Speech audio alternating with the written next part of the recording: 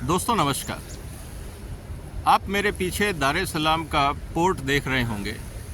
मैं इस समय तंजानिया में हूँ।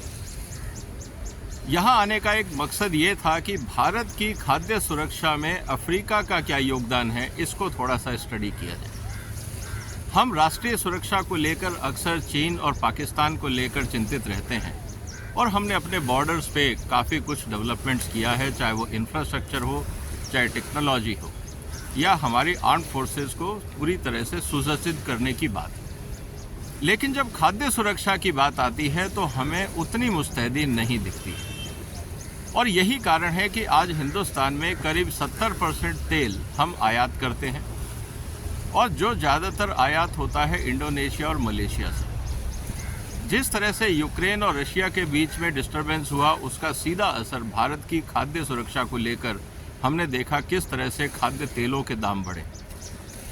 इसी तरह से एक और महत्वपूर्ण मुद्दा है दालों का।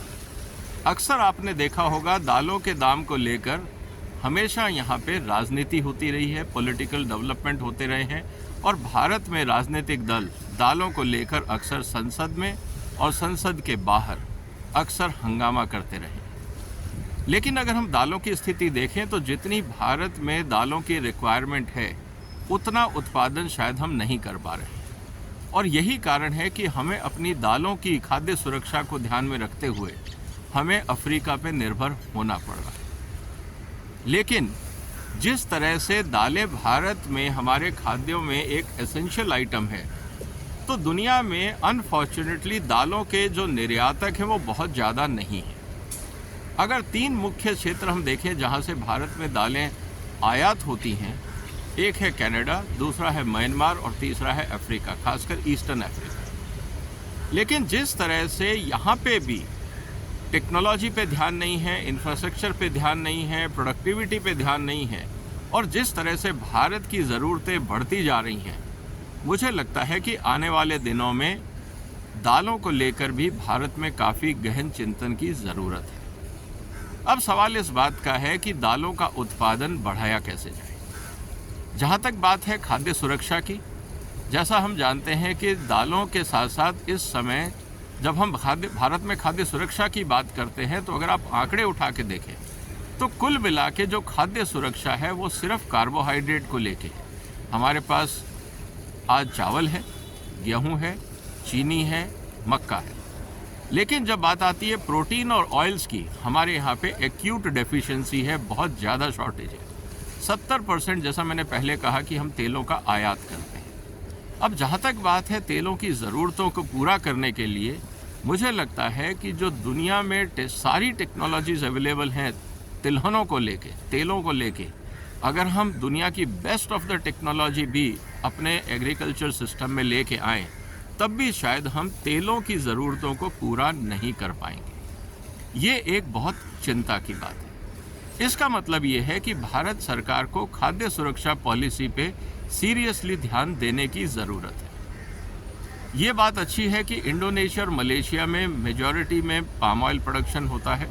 बाकी दुनिया के देशों में सोयाबीन और सनफ्लावर का हमें सप्लाई मिल जाता है। कहीं पे किसी तरह का कोई कार्टेलाइजेशन की संभावना फ़िलहाल नहीं दिखती है। लेकिन अगर हम मान लीजिए कि आने वाले दिनों में सिर्फ पाम ऑयल में भी अगर कार्टेलाइजेशन होता है और तेलों के दाम बढ़ जाते हैं, तब क्या हो? ये एक चिंता की बात है। लेकिन सुखद बात यह है पाम ऑयल को लेके कि प्रोडक्शन लगातार होता है। जो भी कार्टेल करना चाहेगा, होर्डिंग करना चाहेगा, वो कितना स्टॉक करेगा? क्योंकि हर साल फसल आएगी और एक लिमिट के बाद, जैसा इंडोनेशिया ने एक्सपोर्ट पे बैन लगाया था, उससे जो समस्याएं खड़ी हुई थी, उसके बाद शायद एक्सपोर्ट बैन पाम ऑयल पे ना लगे। तो एक कम से कम कंफर्ट तेलों को लेके हमारे सामने है। लेकिन दालों की स्थिति ऐसी नहीं है, क्योंकि दालों में बहुत ज़्यादा प्रोडक्शन नहीं है, प्रोडक्टिविटी दुनिया में कम है। भारत में भी जिस तरह से दालों के उत्पादकता में और उत्पादन में ऑलमोस्ट स्टैग्नेशन है, हमें नए क्षेत्रों को देखना होगा। क्योंकि जो ज़मीनें हैं भारत में, जो फसल के अंतर्गत ज़मीनें आती हैं, हम उनको ज़रूरत से ज़्यादा एक्सपैंड नहीं कर सकते हैं, क्योंकि हमें बाकी फसलें भी चाहिए। आज हम करीब 140 करोड़ लोगों की खाद्य सुरक्षा की बात कर रहे हैं। लेकिन आने वाले दिनों में जब हम 2047 की बात करते हैं, उस समय भारत की आबादी 160 करोड़ के आसपास होगी। इसका मतलब उत्पादन और उत्पादकता दोनों को बढ़ाने की ज़रूरत है, लेकिन ज़मीनें सीमित है। तो क्या अफ्रीका भारत की खाद्य सुरक्षा में एक रोल प्ले कर सकता है? इसको स्ट्रेटेजिकली देखने की आज ज़रूरत है। लेकिन यहाँ पे भी हमें समझना होगा कि अगर दालों के व्यापार में अगर चीनी कंपनियाँ हावी होती हैं, क्योंकि दालों का क्वांटिटी बहुत ज़्यादा नहीं है, आसानी से होर्डिंग किया जा सकता है। अगर चीनी सरकार चाहे तो अफ्रीका से सारी दाल खरीद के भारत को दुगने या तिगने दाम पे बेचना शुरू कर दे, तो भारत में दालों का जो इन्फ्लेशन है वो कहाँ तक जाएगा, ये एक चिंता की बात है। तो मुझे लगता है कि भारत और अफ्रीका की जब हम संबंधों की बात कर रहे हैं, तो उस समय हमें दालों के माध्यम से भारत की खाद्य सुरक्षा की जो चिंता है उसको एड्रेस करने की ज़रूरत है। क्योंकि भारत के साथ जैसे हमारे यहाँ पे छोटे किसान हैं, अफ्रीका में भी छोटे किसान हैं। पिछले 3-4 दिन से जब मैं यहाँ व्यापारियों से बात कर रहा था, तो ये बात समझ में आई कि यहाँ पे भी जो सीड क्वालिटी है उसमें सुधार की ज़रूरत है। यहाँ पे भी जो चिंताएं एग्रीकल्चर सेक्टर में खासकर स्मॉल फार्मर्स को लेके भारत में होती हैं, वही सारी चिंताएं अफ्रीका में भी हैं। लेकिन दालों के ऊपर बहुत ज़्यादा यहाँ कोई रिसर्च नहीं हो रहा है, यहाँ पे कोई इंफ्रास्ट्रक्चर फोकस नहीं है। जिस तरह से भारत को अपने किसानों को सक्षम बनाने के लिए बहुत सारी स्कीम्स और पॉलिसी लानी पड़ी, मुझे लगता है कि भारत सरकार को जो अफ्रीकन कंट्रीज़ हैं जहाँ से हमारे को दाल का उत्पादन बढ़ाने में मदद मिल सकती है, अगर हम उन देशों के साथ मिलके कोई एक जॉइंट एक्शन प्लान बनाएं, तो ये हमारी खाद्य सुरक्षा, खासकर दालों की खाद्य सुरक्षा के लिए बहुत इम्पॉर्टेंट कदम होगा। और साथ ही साथ अफ्रीका के जो छोटे किसान हैं उनको भी एक आर्थिक मदद मिलेगी। हाँ, ये बात सही है कि बहुत सारे लोग इस बात को ये लेके क्रिटिसाइज़ करेंगे कि भारत सरकार अपने किसानों की तो मदद कर नहीं पा रही, लेकिन अफ्रीका के किसानों को मदद करने के लिए तैयार है। दोस्तों, यहाँ पे हमें थोड़ा व्यापक रूप लेना पड़ेगा। अगर हम हर चीज़ इनवर्ड लुकिंग देखेंगे, खासकर जब हमें ये पता है कि दालों का उत्पादन के लिए भारत की जो जलवायु है वो बहुत ज़्यादा विस्तृत एरिया में नहीं है और लैंड एरिया हम बहुत ज़्यादा बढ़ा नहीं सकते, क्योंकि हमें बाकी फसलें भी चाहिए। खाद्य सुरक्षा सिर्फ दालों से नहीं होती। इसीलिए ये ज़रूरी है कि हमें एक पार्टनरशिप बनानी होगी। जो चीज़ें हम अफ्रीका में उगा के भारत में ला सकते हैं एफोर्डेबल रेट्स पे, हमें वहाँ पे एक लॉन्ग टर्म प्लान बनाना होगा, ताकि अफ्रीका इंडिया पार्टनरशिप सुदृढ़ हो और भारत में जो अक्सर महंगाई को लेके, खासकर दालों को लेके चिंता बनी रहती है, उसका हम कुछ समाधान कर सकें। और अगर हम अफ्रीका में एग्रीकल्चर इन्वेस्टमेंट्स करते हैं, तो हमारी जो सीड कंपनीज़ हैं, एग्रोकेमिकल कंपनीज़ हैं, फर्टिलाइज़र कंपनीज़ हैं, उनको भी अफ्रीका में बाज़ार मिलेगा और अफ्रीका में उत्पादन की हुई दालों को भारत में बाज़ार मिलेगा। दोनों देशों की ज़रूरतें इससे, या दोनों साइड्स की जो ज़रूरतें हैं वो पूरी होती हैं, और दोनों को जिसको हम ये कह सकते हैं आर्थिक समृद्धि के लिए, दोनों के लिए रास्ता बनता है।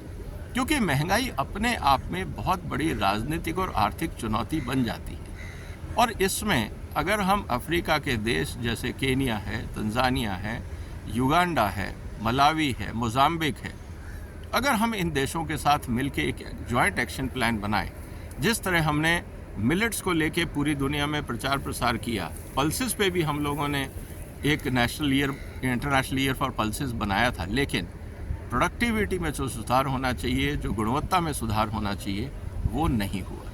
तो इसलिए मेरा निवेदन है भारत सरकार से कि इस समय पल्सेस को लेके थोड़ा सजग होने की ज़रूरत है, और इस बात को ध्यान रखने की भी ज़रूरत है कि कहीं चाइना की कंपनियां पल्स ट्रेड में हावी ना हो। अगर चाइनीज़ कंपनीज पल्स ट्रेड में हावी होती हैं, चाइनीज़ बैंक और चाइनीज़ सरकार उनको फाइनेंशियल सपोर्ट देती है, तो निश्चित रूप से अंतर्राष्ट्रीय बाज़ार में दालों के दाम बहुत तेज़ी से बढ़ेंगे, और हो सकता है कि भारत को जब ज़रूरत हो तो दुगने तिगने दामों पे सप्लाई की जाए। इससे भारत में इन्फ्लेशन बढ़ेगा। जब इन्फ्लेशन बढ़ेगा तो पॉलिटिकल अनकंफर्टेबल या अनरेस्ट बढ़ेगा, लोगों के अंदर एक सरकार के प्रति रोष पैदा होगा, और इससे आने वाले दिनों में भारत में जो डेवलपमेंट होता है उस पर नेगेटिव प्रभाव पड़ेगा। हो सकता है इस बात को हम ओवररूल नहीं कर सकते कि चाइना की सरकार भारत में महंगाई को एक हथियार बना के उपयोग करे। और अगर भारत के खिलाफ महंगाई को हथियार बना के उपयोग किया जा सकता है तो इसका सीधा खामियाजा राजनीतिक स्थिरता पे आता है, लॉ एंड ऑर्डर पे आता है और ओवरऑल जो डेवलपमेंट है उस पे आता है। क्योंकि अगर महंगाई बढ़ेगी तो आरबीआई भी अपने इंटरेस्ट रेट बढ़ाएगा। अगर इंटरेस्ट रेट बढ़ता है तो इंडस्ट्रियलाइजेशन पे उसका असर आता है, औद्योगिक डेवलपमेंट पे असर आता है, ओवरऑल इन्फ्लेशन बढ़ता है। तो मुझे लगता है भारत सरकार को जब खाद्य सुरक्षा की बात आती है उसमें चाइना का रोल, अफ्रीका का रोल, इसको एनालाइज भी करना चाहिए। नहीं तो आने वाले दिनों में ऐसा ना हो कि भारत की खाद्य सुरक्षा, जिसकी सबसे इम्पॉर्टेंट एक कड़ी दालें हैं जो अफ्रीका से हमें मिल सकती हैं, कहीं उस पर चाइनीज़ कब्जा ना हो जाए। तो भारत की खाद्य सुरक्षा में चीन और अफ्रीका का योगदान या रोल, इस पे हमें बहुत गहन चिंतन की ज़रूरत है। उम्मीद है दोस्तों आपके भी सुझाव होंगे कि भारत में खाद्य सुरक्षा को लेकर भारत सरकार को क्या कदम उठाने चाहिए। मैं अफ्रीका आया था, यहाँ के कॉन्फ्रेंसेस में लोगों से मिला, समझा कि किस तरह से आने वाले दिनों में भारत के लिए दालों को लेकर चुनौती हो सकती है और जिस तरह से अंतर्राष्ट्रीय स्तर पर, चाहे वो सिंगापुर की कंपनियां हों, चाइनीज़ ट्रेडर हों, भारत के व्यापारी हों, अफ्रीकन ट्रेडर्स हों, दुबई के ट्रेडर्स हों, सिंगापुर के ट्रेडर्स हों, हर देश में, हर क्षेत्र में जो ट्रेडिंग कम्युनिटी है उसका इंटरेस्ट पल्सेस को लेके बढ़ता जा रहा है। अब ये हमें सोचना है कि भारत जो दुनिया का सबसे बड़ा पल्स कंज्यूमर है, पल्स आयातक है, हम दुनिया के सबसे बड़े आयातक हैं दालों के, सबसे बड़े कंज्यूमर हैं और इंसिडेंटली सबसे बड़े उत्पादक भी हैं, लेकिन हम अपनी पूरी ज़रूरतें पूरी नहीं कर पा रहे। तो ये चुनौती गंभीर है। इसको सरकार को और जो भी पॉलिसी प्लानर हैं, जो भी रिसर्च ऑर्गेनाइजेशंस हैं जो दालों के क्षेत्र में काम कर रही हैं, उनको इस पे ध्यान देने की ज़रूरत है। आशा है कि सरकार इस गंभीर मुद्दे को बहुत क्लोजली वॉच करेगी, अफ्रीका के साथ कोई पार्टनरशिप या अंडरस्टैंडिंग डेवलप करेगी ताकि दालों को लेके खाद्य सुरक्षा की जो समस्या है उसमें चीनी हस्तक्षेप ना हो पाए और भारत में महंगाई पे हम काबू कर पाएँ। आपका क्या विचार है दोस्तों? आप अपने विचार कमेंट्स बॉक्स में लिखिए। इस वीडियो को शेयर करिए क्योंकि जब हम देश की सुरक्षा की बात करते हैं तो उसमें खाद्य सुरक्षा एक महत्वपूर्ण मुद्दा है। अब देखते हैं आने वाले दिनों में दालों की महंगाई पे काबू करने के लिए भारत सरकार के क्या प्रयास हैं और इसका आने वाले दिनों में भारत की राजनीति और आर्थिक स्थिति पे क्या प्रभाव पड़ता है। फिलहाल दोस्तों आपसे अलविदा। मैं अब भारत लौटूंगा, तब आपसे फिर दोबारा मुलाकात होगी। तब तक आपने वक्त निकाला, आपका धन्यवाद। फिलहाल वंदे मातरम।